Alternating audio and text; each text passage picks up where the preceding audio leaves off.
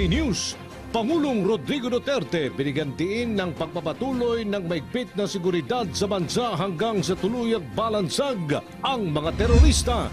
Armed Forces of the Philippines tiwalang wala ng kakayahan ang masasamang elementong magasik ng panibagong gulo katulad ng ginawa sa Marawi City.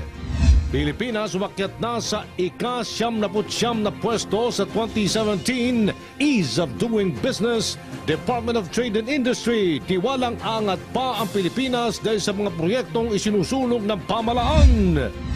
At Department of Labor and Employment, inibog ka mga OFW sa Saudi Arabia na magparehistro na sa amnesty program bago ang itinakdang deadline.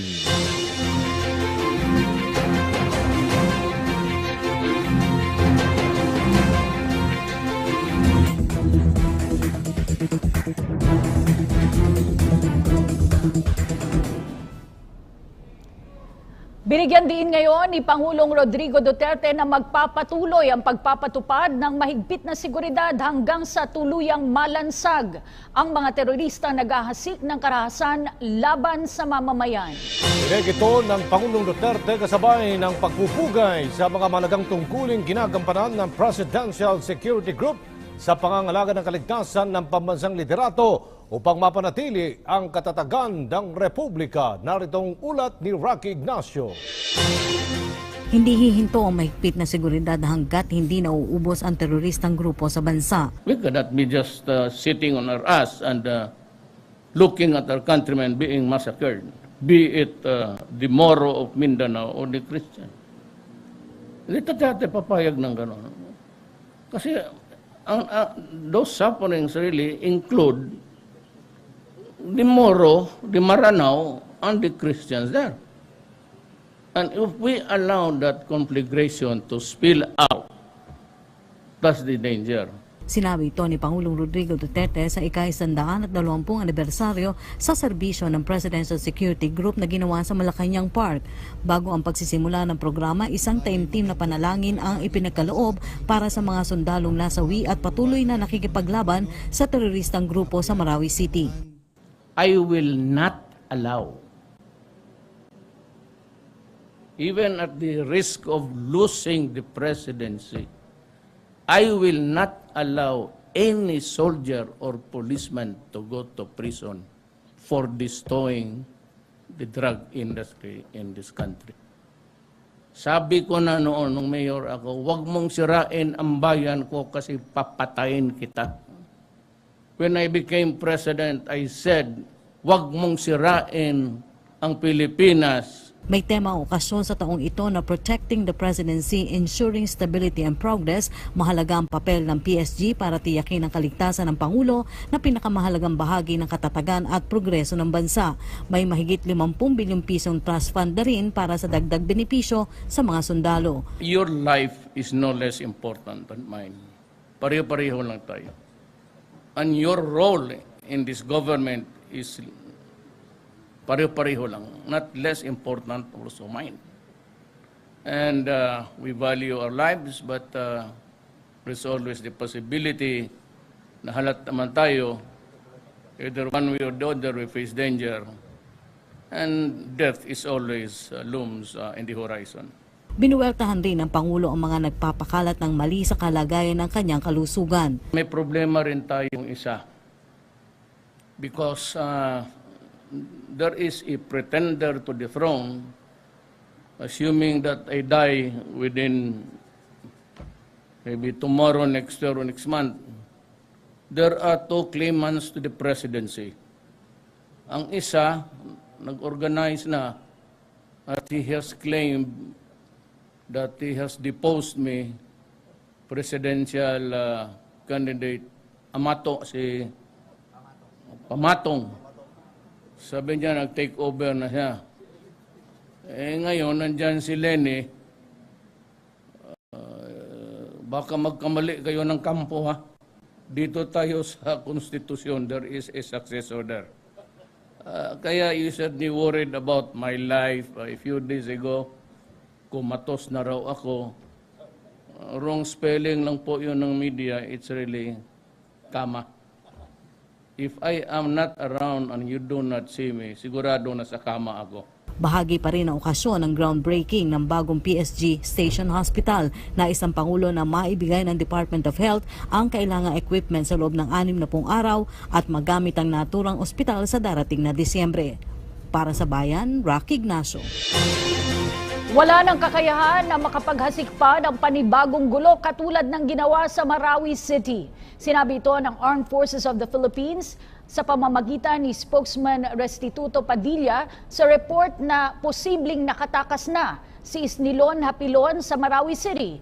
Gid ni Padilla, bagamat binavalidate pa ang report ng pagtakas nito, isa itong indikasyon ng karuwagan at pag-iwan sa mga kasamahan. Dagdag pa ni Padilla, huhulihin nila si Hapilon, buhay man o patay.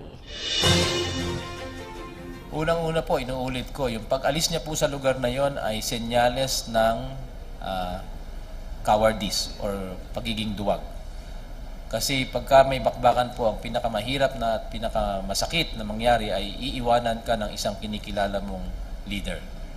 At hindi po ginagawa yan. Tulad ng nangyayari sa isang barko, alam niyo naman po yung kwento, na ang kapitan ang huling umaalis pag mayroong lumulubog na barko upang siguraduhin na ang bawat nakalulan sa barko na yon ay ganap na naligtas.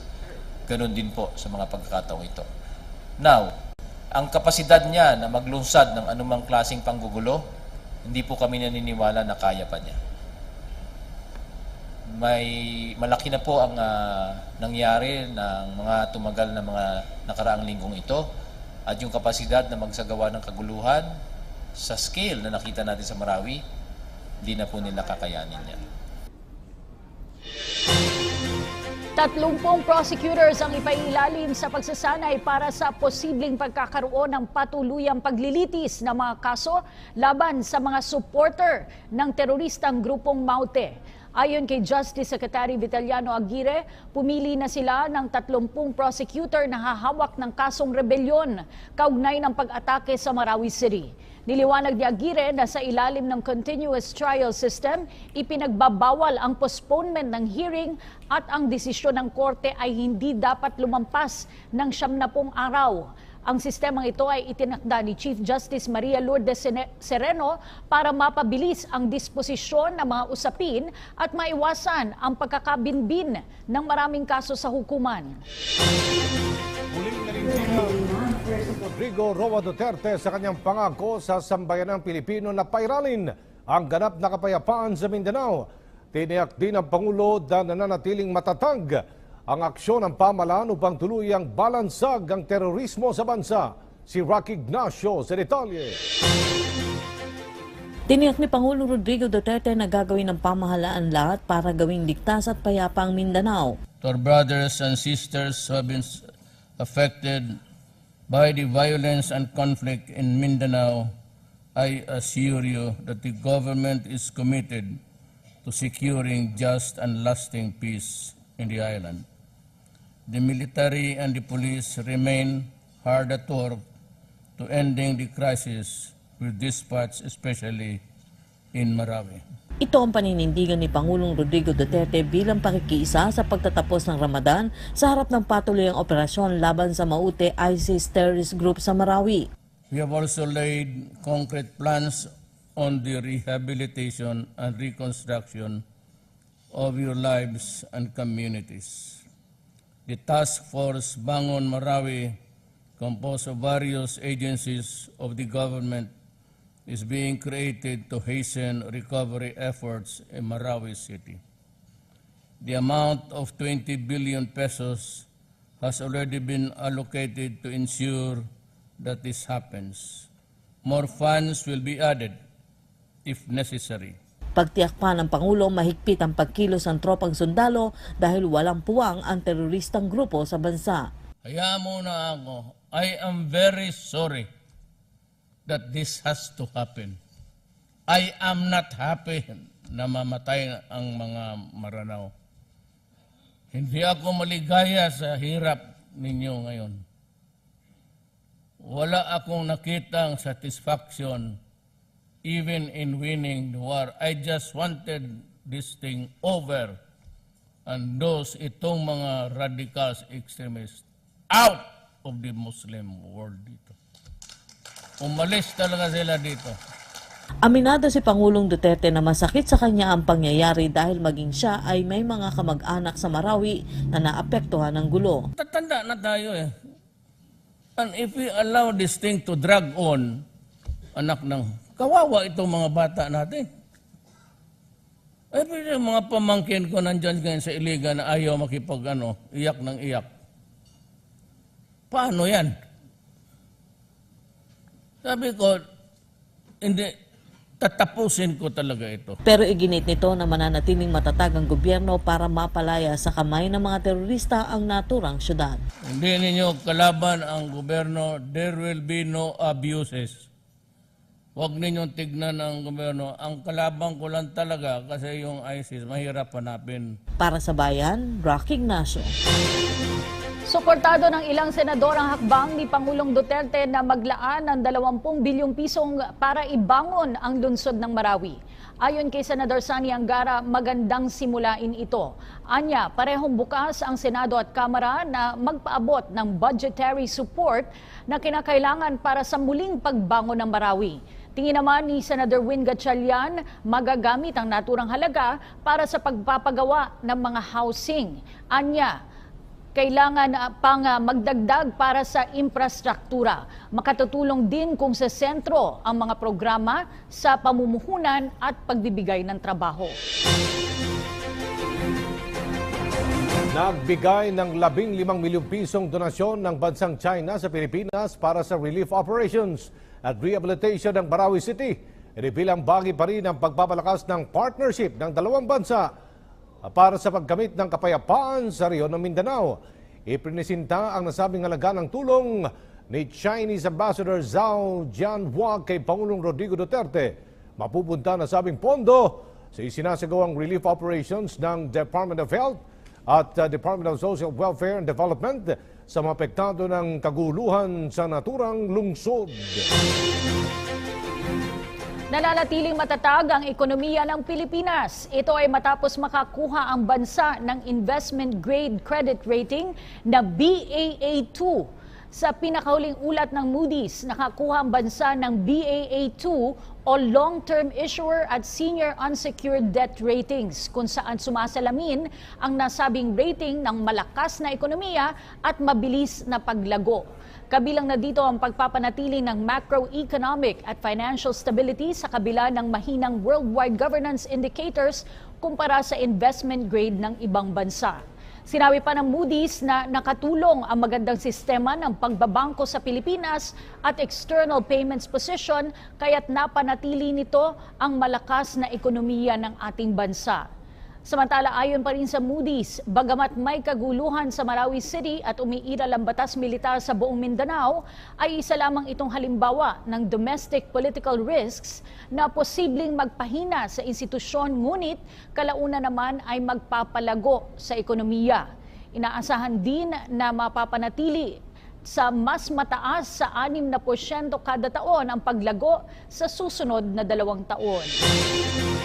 Ilang proyektong pang-infrastruktura ng inaasang magpapalago pa lalo sa ekonomiya ang inaprobahan naman ng National Economic and Development Authority o NEDA Board. Ayon kay Presidential Spokesperson Ernesto Abella, kabilang sa inaprobahan ng board ay ang Malolos-Clark Railway Project o PNR North 2 na pupuntahan sa ilalim ng Japan International Cooperation Agency o JICA at ang North-South Railway Project Southline. Ipinadala naman sa Department of Transportation ang Davao Sasa Port Modernization Project para sa approval nito. Susunod sa mga balita, Pilipinas umakyat sa ika-79 na pwesto sa 2017 Ease of Doing Business. Ang detalye sa pagbabalik ng PTV News.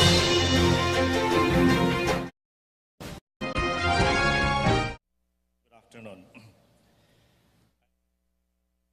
To the People's Republic of China for the donation consisting of various rifles and ammunition amounting to around 50 million renminbi yuan turned over today, as well as for the long-standing partnership between our countries.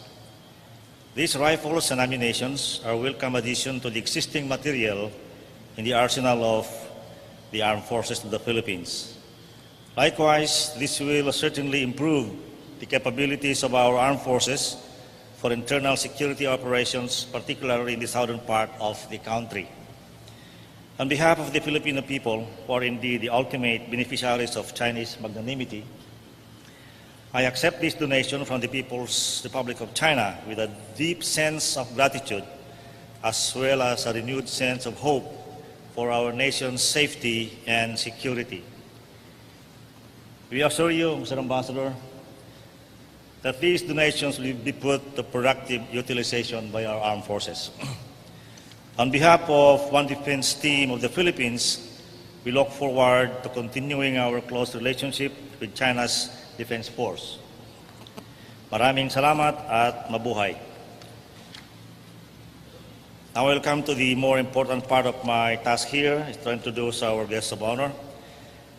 Ladies and gentlemen, the President of the Republic of the Philippines, Rodrigo Roa Duterte.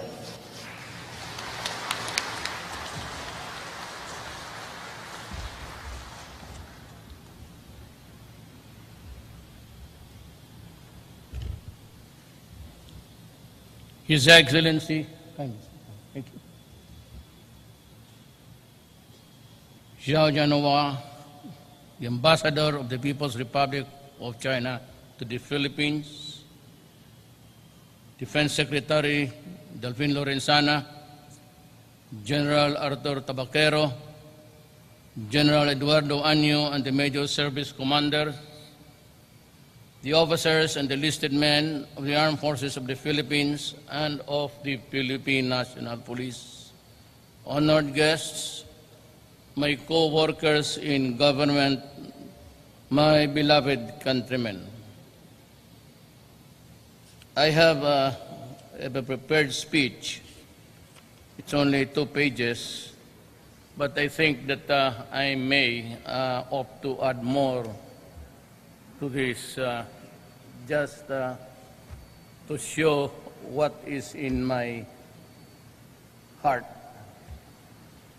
When I first visited China in October 2016, our governments agreed on the need to address the emerging threat of terrorism and piracy in Mindanao.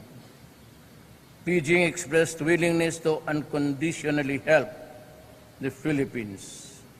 I saw this as a sign of goodwill on the part of our friends, so I accepted their offer. 7 months after my visit, terrorist groups advocating the DAS ideology launched a rebellion in Marawi City. Our troops valiantly fought to retake the city. China reiterated its offer to help.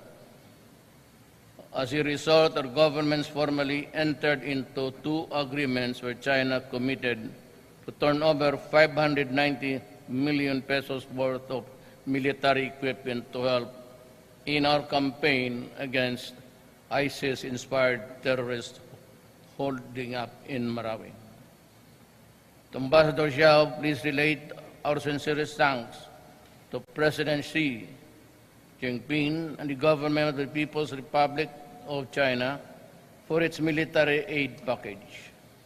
I will receive today in behalf of the Philippine government. This is not only to strengthen our country's commitment to support each other during times of need, but also highlights the dawn of a new era in Philippine-Chinese relations. As our troops wrap up our operation against the remaining terrorists in Marawi, I also welcome our international partners in looking forward to rebuilding this city. This invitation extends to our allies who share with us the principles of goodwill and non-interference in our domestic affairs. Through the unrelenting efforts of the brave men and women of the AFP and PNP and the assistance of our friends and allies, I am confident that we can end this dark episode and move on to restoring peace and order throughout Mindanao. You know, we are fighting an enemy without or whose bankruptcy in their mind and heart is very clear. They have no objective, no ideology, not even relating to any supernatural or to God, or at least to the fellow human beings, but their main task is just to destroy and kill. And we are in a very dangerous situation. If you remember during the campaign, I was repeating the line about terrorism. And in my campaign, I did not fail to mention in every place where I went to campaign to talk about terrorism. I am not trying to pull my own chair, but during my first command conference with the AFP and PNP, I specifically mentioned the drug problem. But more than that, they would remember that I said, there lies ahead a looming dark clouds of crisis, and that is the coming of the ISIS, terrorism. Being from Mindanao and having relatives in Lanao del Sur, Marawi, my cousins there would time and again tell me that there was a build-up of men. But I never thought, until now, I could not comprehend why they were able to stockpile so many ammunitions and guns. But during the last 4 months, in my talk to the public, I would always say, do not force my hand into it. I do not want to declare martial law, but if I have to, I will. Because I was quite already aware of what was happening on the ground. Though I did not specifically mention, just to avoid, creating panic or anxiety among our people. But I was very sure that trouble was coming. And for these unbelieving, especially the human rights, I told them and everybody that drugs was overflowing and produced by Marawi in excess of numbers and could even make everybody in this country an addict. The abundant supply gave me the idea that it was drugs which was partly fueling the insurrection. Alam ko, sabi ko, na pati yung mga civilian, pinapaputok na ninyo, and everybody was crazy with drugs, would just slaughter a family or the passerbys along the highway of Marawi and Lanao del Sur. Hindi masyado because the kind of tolerance, lalo na itong mga taga Maynila, hindi nila maanong sa Mindanao. They just think that it's just a fight and running after and fighting. But they don't just realize really the gravity of the situation. So, in my second trip to China, where I was invited, courtesy of President Xi Jinping, I had a last-minute talk before I took off in the presence of His Excellency the Ambassador. I said that I would need your help in the coming days. And he said, we are ready. What do you need? Maybe firearms, because I've heard that the police is short of the rifles. And I said I would need to rearm and maybe new ones because of the age of the M16s that we have. because of its constant use and firing, the bores are already loose and the rifling practically nil to nothing, and it could not shoot accurately by this time. And so I would need new one in new rifling to guide the bullet to its direction. Sinabi ko, kailangan ko ng, it's a simple rebellion actually. I would not, maybe the howitzers from time to time, but rebellion is just a hide-and-seek game. And 300, just like in Marawi, 400 people can create a chaos. So sabi ko, I would need more arms. And true enough, to his word, President Xi Jinping and China, and with the assurance of His Excellency the Ambassador, assured me that the arms would be coming shortly. And I was glad when I was informed a few weeks ago that it was on its way here. Mr. Ambassador, please accept my gratitude in behalf of the Filipino people. So, itong ISIS, walang redeeming factor to. It is not part of the Geneva Convention. It does not have established rules of fighting. And all they do is just to kill and destroy, and killing in the most brutal way. They enjoy decapitating people in front of cameras. They have to be dealt with the same ferocity, but not the brutality. We do not decapitate, we do not hang people. All we need is one shot, and if he goes down, that's it. We cannot do the things that they're doing because we're supposed to be a republic, a democracy, and a member of the United Nations, and there are rules to be observed. Pero ako sinabi ko, if you are there in Marawi, and you're holding a gun, and you are not a member of the armed forces of the Philippines or of the National Police, you will be shot to death. That is my order. Because if not, then if you can escape, you'll come back one day to plunder again, maybe this time in another part of Mindanao. I will not be part of any cruelty or brutality, but we will have the ferocity to defend our values of democracy and our sovereignty. That I can assure the enemies of the state.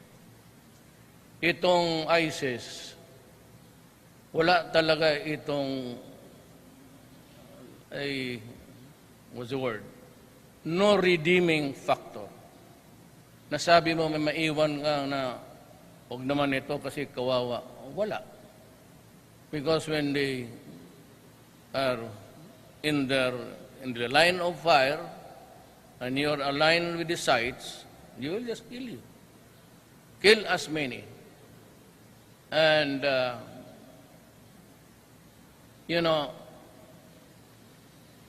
I declared martial law because I was in Moscow at the time with the Chief of Staff and the Defense Secretary.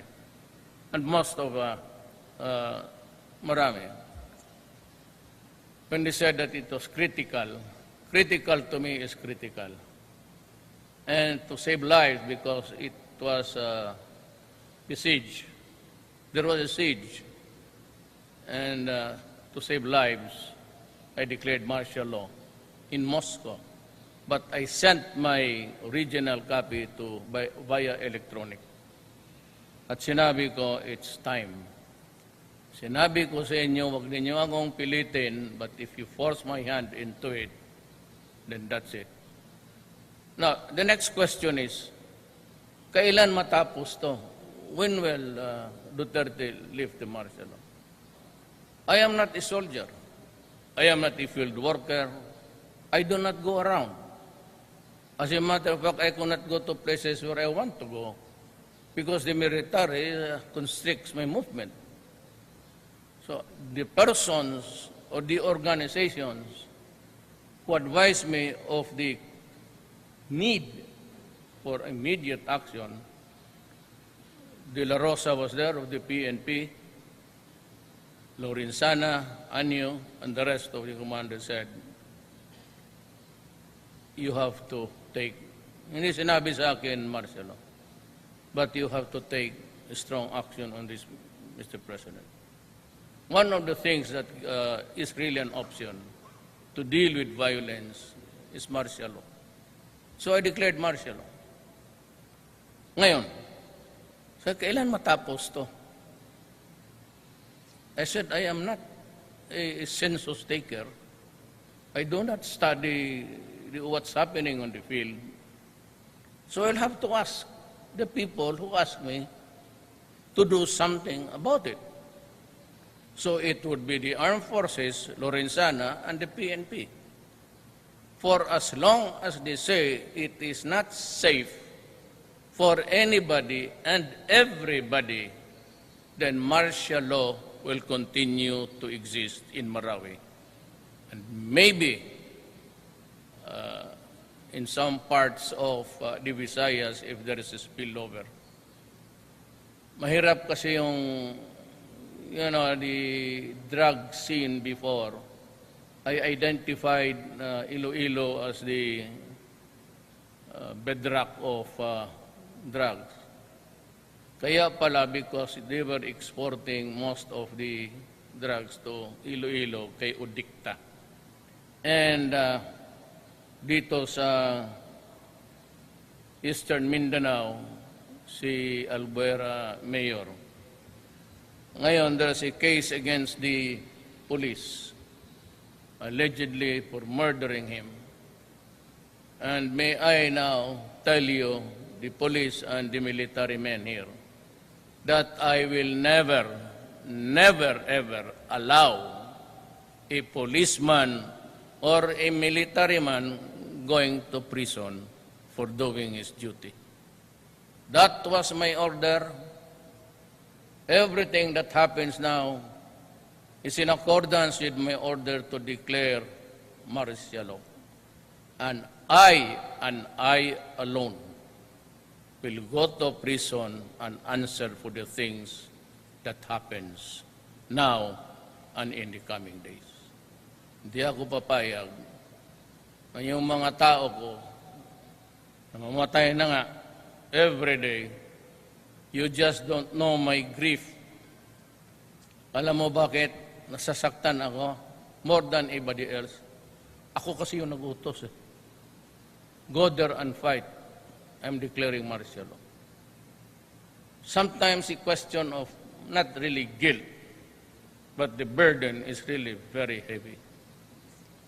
Kaya sa poton ko karon, but I have to read the briefer because I have to be informed of what's happening. Yan ang gusto kong sabihin sa inyo. Ang pinaka nasasaktan, ako. Kasi ako nag-utos nitong away na to. So that is why, out of maybe my sense of grief, I have ordered the presidential planes to be used in carrying or conveying the wounded soldiers from the battlefields in Lanao, papuntang Maynila. And you can rest assured that you'll have the best of everything. I do not want to castigate the establishment, but I was really appalled when I became president. And so more than ever, you have all the equipments that you need now. And kanina lang, nagalit ako kasi it was about 3 months after I assumed office that I went to the AFP Vilona. At tinitignan ko yung mga equipments, wala. Sabi ko, meron ba kayo nito? Wala. So since I was with General Esperon and General Lorenzana, nandoon si Jokno, the budget officer. Sabi ko, may pera. Sabi niya, And he nodded. And so, in order ko, would you believe it, hanggang ngayon lang nabili, may winning bid, may protesta. Alam mo, yan ang sakit ng Pilipino. Itong mga putang inan to. Alam mo kung bakit? Karamihan niyang binibili na mamadalian, kung sino yung manalo, pailan nila ng kaso. So there would be delay until yung winning bidder makiusap doon nagprotesta. At sabihin niya, magbigyan na lang kita, i-withdraw mo. Negosyo yan. Kasali na ang mga huwes. Kaya I'm addressing also myself to the judges. Do not. Matagal na ninyong ginagawa yan. Kaya ang gobyerno, yung mga project na paralyzed. You know guys, sa judiciary, kayong mga judges, pag ang bidding regular, nandyan naman lahat, at wala namang kung presyo lang, at titignan mo kung bakit, you can just doing the bullshit people there. Huwag kayong makialam. Because every time you issue TRO, you delay the project. And you are part of the graft and corruption that is going on still. I am about to fire somebody from here.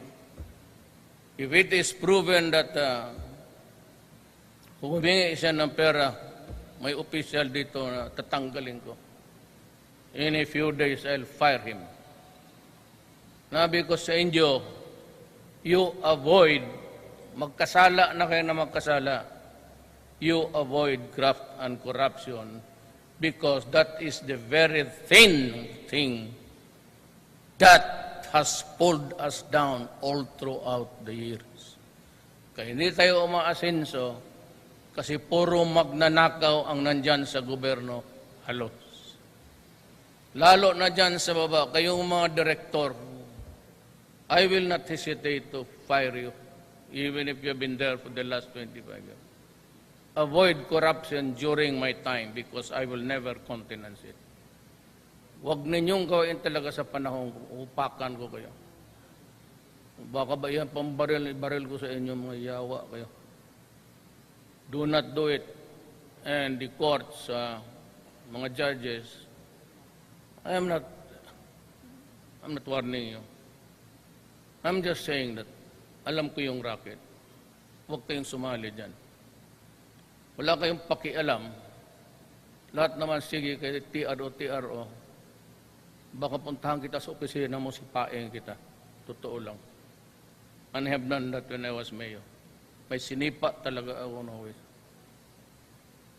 So, mabuti yung magklaro tayo dito. Because, here we are. We are almost on bended knees sometimes because of lack of equipment. Mabutit na lang may kaibigan tayo, China, was very understanding. Wala namang ginawa sa atin. Wala naman silang, it was about the Communist Party, it was the boogeyman But China never really, except for that Karagatan, which was via Vietnam yun. That was the only importation that I can really say na galing sa labas. But China had nothing to do with it. And I believe in its sincerity. And I welcome, someday I have to go back and ang sabi kayo saan ako nagpunta, may mga lakad ako na hindi ninyo dapat malaman. Pagkatapos na siguro, when I am through with this job, then I tell you everything. But there are things that I have to do which not good for everybody to know. Yan lang ang explanation ko ngayon muna. But you will know, I am not the kind of person that would spend money unnecessarily. I do not want to travel because I'm old. Hindi ko kaya yung jet lag. So, pag sinabi ko na masakit ang ulo ko, huwag kayo maniwala dyan kay tatad. But there are things that I have to do which are not good for everybody to know. Yan lang ang explanation ko ngayon muna. But he will know. I am not the kind of person that would spend money unnecessarily. I do not want to travel because I'm old. Hindi ko kaya yung jet lag. So, pag sinabi ko na masakit ang ulo ko, huwag kayo maniwala dyan kay tatad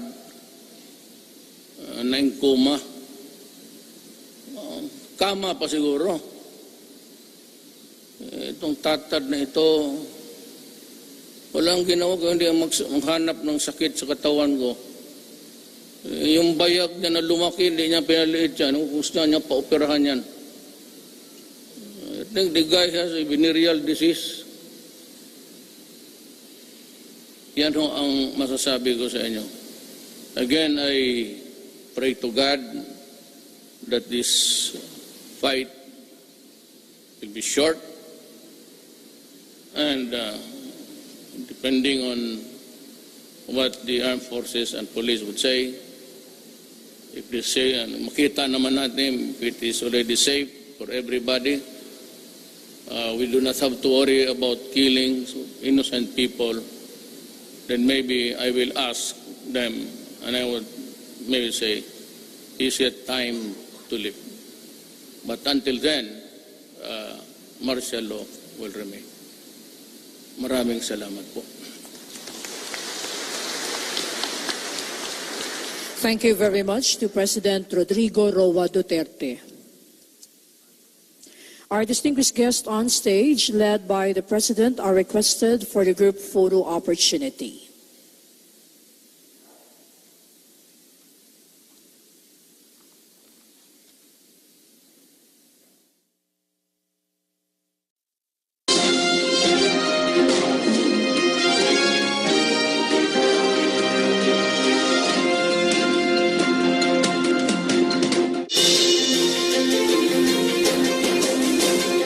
Mula sa ika-148, umakyat sa ika-79 na pwesto ang Pilipinas sa 2017 Ease of Doing Business.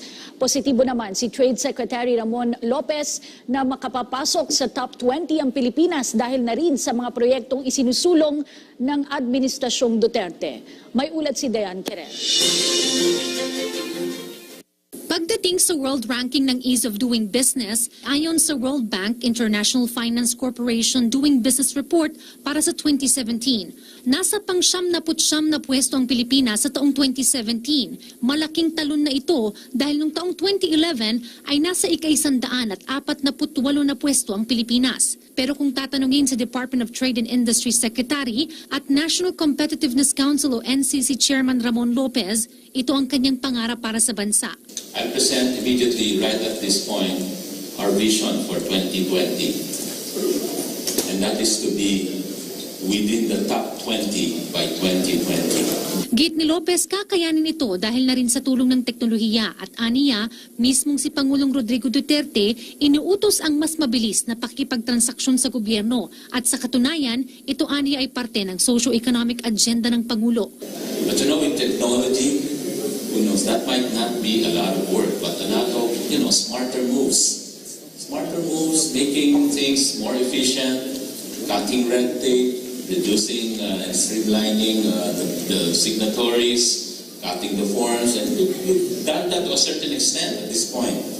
Dagdag pa ni Lopez, isang magandang hakbang rin ay ang makapagpa-register ng negosyo ang sinuman. Nasa bansa man ito o nasa ibayong dagat, gamit lamang ang kanyang cellphone. Ito naman ay sinang-ayunan rin ng co-chairman ng NCC na mula sa pribadong sektor na si Guillermo Luz. Our goal has to be to file applications online, anytime, anywhere.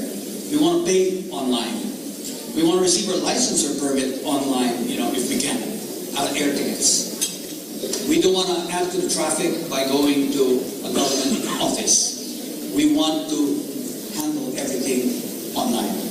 Para sa bayan, Dayan Querer. Ilang bangkay ang natagpuan sa Marawi City, ninalang mga katawan ito ng mga inosenteng sibilyan na brutal na pinaslang ng teroristang grupong Maute. Walang humpay naman ang opensiba ng tropa ng pamalaan upang tuluyan ng bapulbos sa mga terorista. May ulat si Julius D. Samburon live. Julius!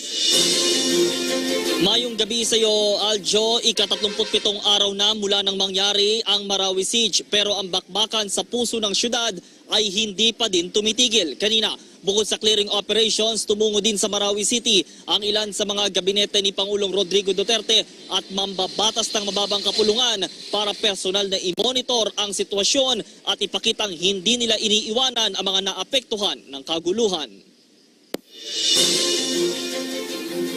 17 bangkay ang nadiskubre ng pinagsanib puwersa ng militar, polis, lokal na pamahalaan, civilian volunteers at ng Bureau of Fire Protection sa Barangay Gadungan, Marawi City.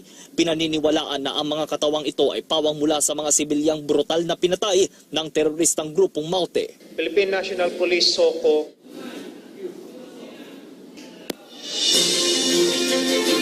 Balikan po natin ang ating special coverage sa Clark Air Base na naging pagtanggap ni Pangulong Rodrigo Duterte ng mga donasyong armas at iba pang kagamitan mula sa China. No, it would pass by an inventory from sa DND. Then it will be equally divided as needed by our security forces, and that would be the military and the police. I would be spending more time in Mindanao because there is still fighting. Every now and then I go to the brigades to check on their morale, readiness, and everything. So hindi nyo ako makita masyado dito unless there is an important appointment. Okay, but I'd be spending most of my time in Mindanao. Mr. President, clarification lang po. After the inventory, dedicated na po ito sa Marawi. Yes, that will be divided sa security forces natin. Security. When I say security, that would refer to all armed men of the Republic of the Philippines. Yes, sir. Navy, Marines, Special Forces, Scout Rangers. Yan sila yung, they are called generically Thank you, security sir. forces. Thank you, sir. Hi, sir. Sir, what role do you think the MILF can play to end the Marawi crisis? Again? What role can the MILF play? Because, sir, some ulamas think that the MILF should intervene so that the Maute can leave Marawi. I don't think the MILF is inclined to do that. They also paid what's happening. I was with Murad last night. We had an Idil Fitr. Kalimutan ko yung aming pabuka. So the Moro leaders were there, and we had a very frank discussion of the things there. It will not end until the last terrorist is taken out.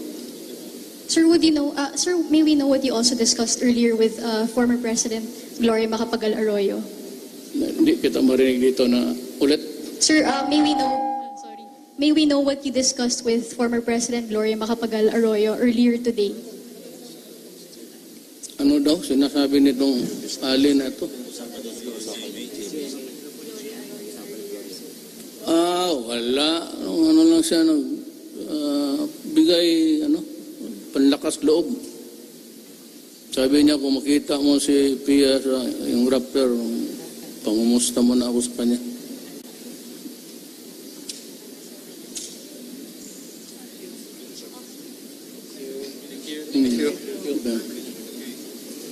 Sige, meron pa?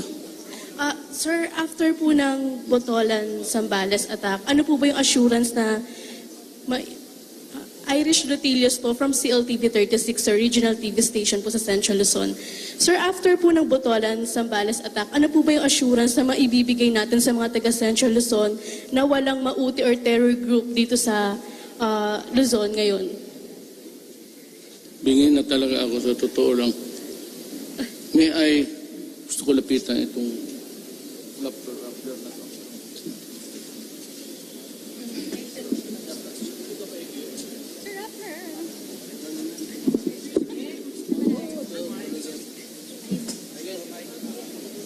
Sir, after po ng Botolan Zambales attack, ano po ba yung assurance na maibibigay natin sa mga taga Central Luzon na walang mauti or terror group dito sa Luzon? I cannot give you that assurance. It's a worldwide phenomenon. It's bereft of an ideology. All what they know is just to kill and destroy. That's what. So wala akong assurance. It's mass insanity actually. Every generation has that kind of Yung panahon ng tatay natin, Hitler was a madman. And yet he was able to contaminate a lot of people with his ideas about yung killing of mga Jews, ganon, papatay by the millions, and for nothing. Ganon itong, I say, so I cannot even properly respond to a question of what to expect in the days to come.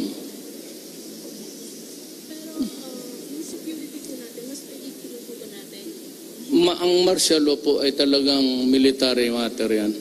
So if it's a martial law, to run the government insofar as issues of security, peace and order. Hindi ho tayo pwedeng makialam dyan. If they say that it's curfew time here, then it's curfew time. And I hope so. If it will end tomorrow, then I'd be the most happiest man in this nation. Sir, how would you assess your first year in town? This is your first year in town. Bagay ka sa mo. Wala ko, I do not make any assessment. I only make assessment after my term. Kasi it's a roller coaster actually. While you are there, it's a roller coaster. So it should be at the end of the ride. And that was, if I get to live, then I tell you, if I don't exist anymore by that time, you make your own assessment. Just be fair. Kagaya ng ginawa mong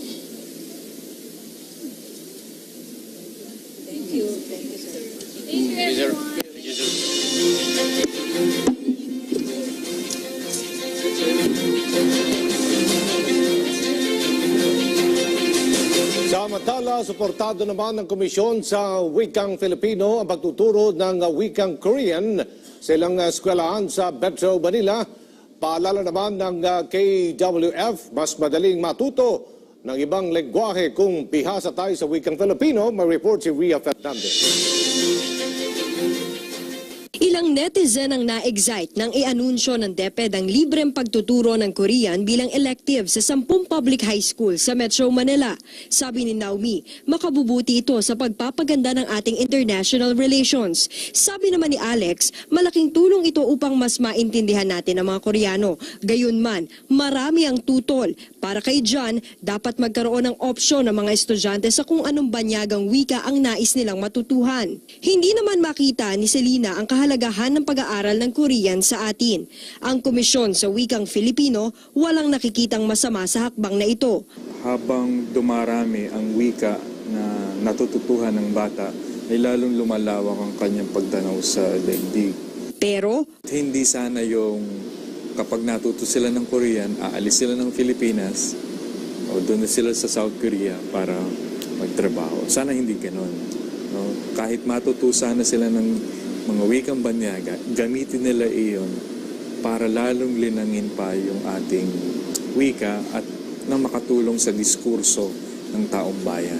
mainam din anya kung ituturo rin ang pagsusulat at pagsasalita ng ating wika sa Korea. Sabi ng DepEd, walang dapat ipangamba dahil una, walaan nilang mga kondisyon sa kasunduan at pangalawa, hindi ibig sabihin nito na pababayaan na ang sarili nating wika. Pero dapat umanong maintindihan ang benepisyo ng programang ito sa mga mag-aaral. Pag maalam ang isang individual, hindi lamang ng isang lengguwahe, ay mas globally competitive siya.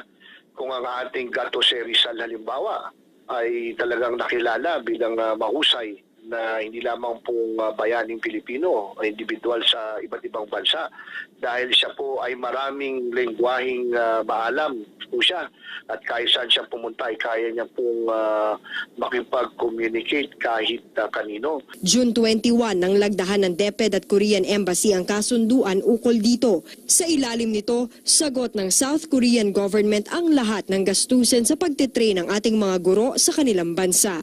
Para sa Bayan, Ria Fernandez.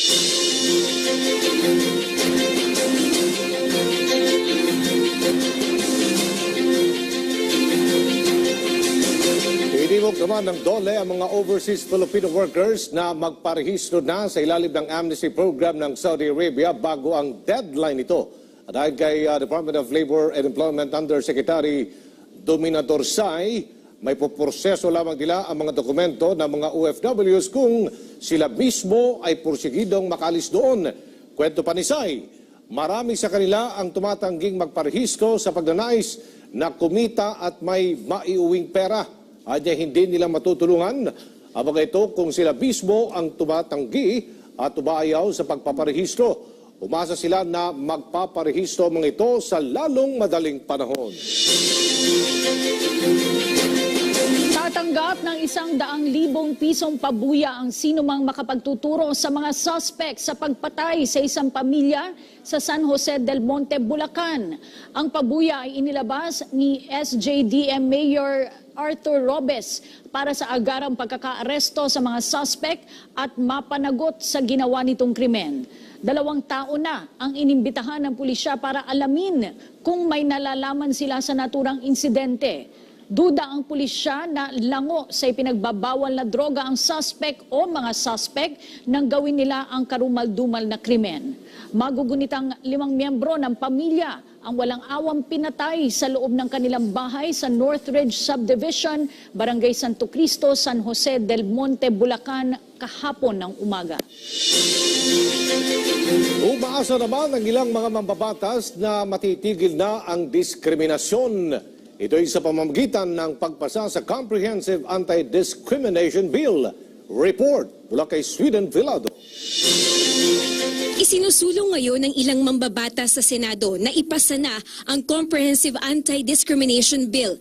Layo nitong protektahan mula sa diskriminasyon ang bawat mamamayan at isulong ang patas na proteksyon at oportunidad sa pamamagitan ng pagwaksi sa stereotyping at panghuhusga dahil sa factors tulad ng edad, lahi, kasarian, rehiyon, social class at kapansanan. Si Attorney Rudy Kimbo, higit 2 dekada nang nagtatrabaho sa Senado. Pero kwento niya, dahil sa kanyang kapansanan, nahirapan siyang maghanap ng trabaho noon. I applied in about 4 law offices, the first 3 of which did not accept me. Isip ko, ano kayang problema rito? Until someone told me in one of the law offices that nakita daw ako, I wanted to use the restroom, nakita lang daw na masyadong masikip ang restroom and they might have difficulty accommodating a person on a wheelchair. So the partners decide, wag na lang para wala tayong problema. Base sa isang saliksik na nakalathala sa psychologicalscience.org, may epekto sa kalusugan ng tao ang rejection, dulot ng diskriminasyon. Nagiging sanhi kasi ito ng galit, pagtaas ng blood flow, mabagal na memorya at apektado rin maging ang pagkain at pagtulog. Oras na maisabatas, sino mang lalabag ay papatawan ng parusang pagkakakulong na hindi bababa sa 1 taon. Ngunit hindi sosobra sa 6 na taon o di kaya pagmumultahin ng ₱250,000. Pwede ring ipataw ang parehong parusa. Umaasa si Senador Sonny Angara, nagsusulong ng anti-discrimination bill na maiibsan nito ang diskriminasyon sa bansa na isaaniya sa mga dahilan ng instability at hindi tuluyang pag-unlad ng ating ekonomiya.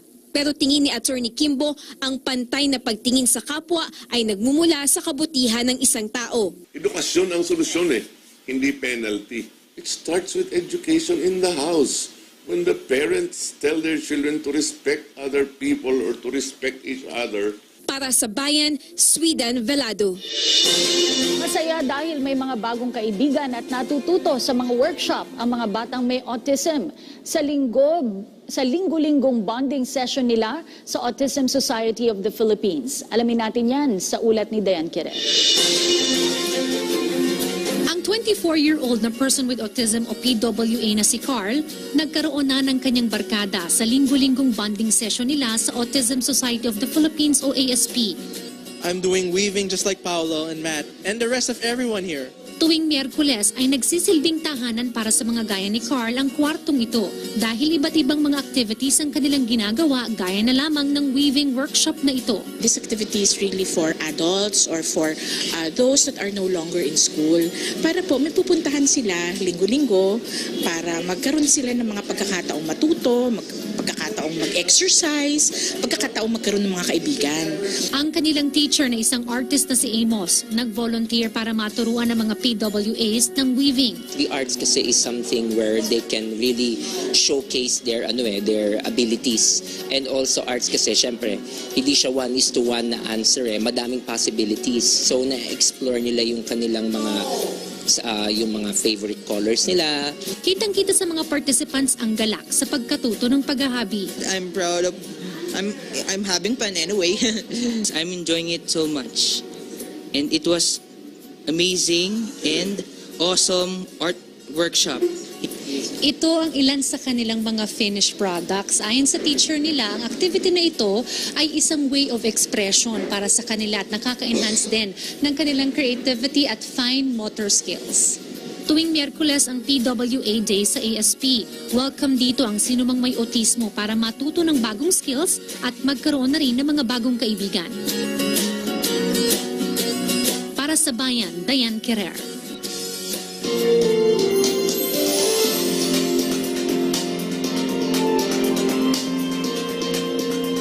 Magandang gabi, update naman tayo sa lagay ng panahon. Magpapatuloy po ang makulimlim at maulang panahon buong linggo yan dito sa Luzon. Base sa latest Himawari satellite, nagpapaulan pa rin ang hanging habagat sa malaking parte ng Luzon at ilang bahagi ng Visayas. Kung sisilipin nga natin itong satellite, ang hanging habagat po, yung dominating weather system tuwing panahon ng tag-ulan o rainy season sa ating bansa. Kung sisilipin naman natin ang intensity rain satellite natin, magpapatuloy po ang thunderstorms, dala ng hanging habagat sa Metro Manila, Calabarzon, maging ang ilang bahagi ng Cavite, Rizal, Zambales at ang Bataan at sa ilang bahagi din po ng Mimaropa at Bicol provinces, maging ang Panay Island, Palawan at Negros provinces, Samar, Leyte, maging dito sa parte ng Cebu. Hindi po yan magtatagal ng 2 oras pero alerto pa rin yung mga residenteng nakatira sa mababang lugar at malapit sa waterways or river channels mula sa posibleng pag-apaw ng tubig baha. Bukas naman, base sa regional forecast maps ng Pag-asa, magsisimula na makaranas ng maulang panahon ang ilang parte ng Northern Luzon, kabilang dyan ang Ilocos Norte, maging ang Baguio dito sa Cordillera Region at ang La Union at Pangasinan. Dami na nga rin ang Cagayan Valley, nasisilip natin ng rain showers dyan at Aurora provinces. Sa nalabing bahagi naman ng Luzon, mataas ang chance sa magpatuloy ang thunderstorms maghapon bukas at particular yan dito sa bahagi ng Cavite, Metro Manila, maging ang parte ng Batangas, all the way down sa Quezon provinces, maging ang Aurora, nasisilip natin ng thunderstorms dyan, maging ang kaulapan naman ng Subic area, Clark at Olongapo at Bataan. Good weather naman tayo sa bahagi ng Nueva Ecija. Sa Visayas naman, bukas concentrated ang isolated rain showers, light to moderate yan, kabilang ang parte ng Palawan, Mindoro, Panay Island, maging ang Negros provinces, Cebu at Bohol, habang slightly good weather tayo sa bahagi ng Samar at Leyte. Samantala kung gaano naman kaulan sa Luzon at Visayas, kabalik na rin naman sa Mindanao, bahagyang maulap hanggang sa maaliwalas sa panahon o generally dry weather tayo sa buong isla ng Mindanao bukas. Samantala silipin naman natin ang Metro Cities forecast sa mga susunod na araw.